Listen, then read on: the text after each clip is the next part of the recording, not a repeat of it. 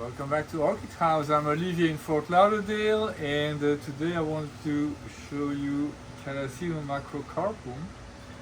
I'm going to continue doing these videos on less commonly encountered species of the Catasetum genus. There's a lot of them. I mean, most Catasetum hybrids that you're going to buy have these pretty flowers, very gorgeous. The Catasetum genus has an amazing diversity in shapes and colors, and some are downright odd looking. I mean, this one is, I like it. I think it's beautiful.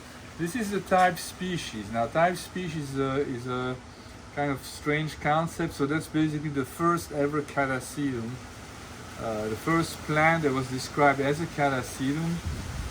Now, every genus has one, obviously. And sometimes it's a very obscure species and sometimes it's not. So macrocarpum is not obscure, but it's not very common either, because like you can tell, it's a different shaped flower. I would call it tulip-like. So this is definitely a male flower. You see, you have a trigger, you have the antennas. And I think the color is beautiful. I love that yellow there at the top of the lip. So this is one of those species that has a hooded male flower. These are fairly large actually, and they have an amazing fragrance. It's very pleasant, strong. I have difficulties describing it, but anyway. So male flowers, this is it's the first time this blooms for me. I bought the plant a year ago. It has a very strong bulb. You see it's pretty narrow at the base, and then gets wider and narrows again. So this is not a very big bulb compared to others. This plant grows in many different areas, in Brazil, in the Guyana, Suriname, Venezuela.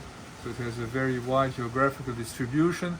It's also one that has a fairly short dormancy. I made a video on that. Some Catasetum species have short dormancies if they live in areas that are moist throughout the year, whereas others have a long dormancy if they live in areas with protracted dry seasons. So, macrocarpum, and I also want to have a quick cameo. Wow, that's not good. I just triggered a flower there. So for those of you who are not familiar with Catasetums, they have male and female flowers. These are male flowers and they have a pollen there, and the pollen triggers very quickly. If you slightest touch and the pollen gets ejected, it's supposed to go stick on the back of the bees and the bee, and then it's going to go to another flower and pollinate it. The problem is that once it triggers, your plant is going to die very quickly. It has another day to go. So I guess here I made a mistake. But anyway, so this is Karen Armstrong, which is a cross between Susan Fuchs and denticulatum.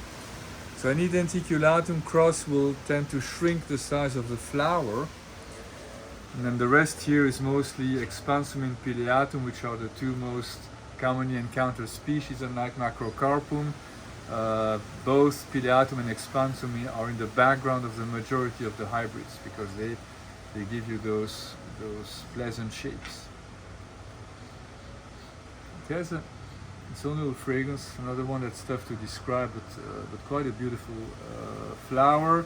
Like many of those hybrids, from one to another, they can vary quite a bit in terms of colors. That's it for today. Thank you very much for tuning in, and I'll see you next time. Bye-bye.